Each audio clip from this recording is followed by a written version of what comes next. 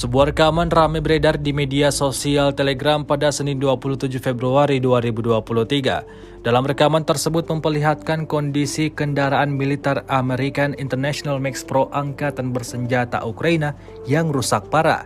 Disebutkan dalam narasi unggahan, kendaraan Max Pro ini alami kerusakan imbas dari serangan tentara Rusia di zona operasi militer khusus. Tampak kendaraan militer benar-benar tak layak pakai. Terlihat keempat ban hancur total, badan kendaraan tampak penyok dan masih banyak lagi kerusakan lainnya. Namun hingga video ini beredar belum diketahui pasti seperti apa keadaan dari awak kendaraan militer ini. Banyak warganet bertanya-tanya apakah ia masih selamat atau tidak.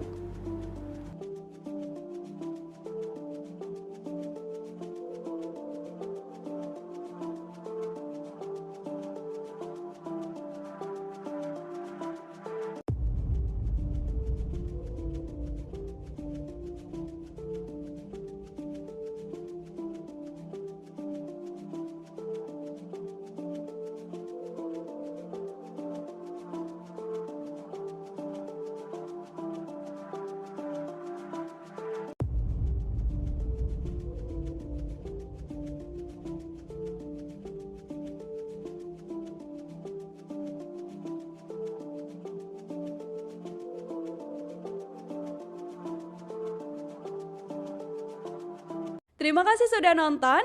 Jangan lupa like, subscribe, dan share ya.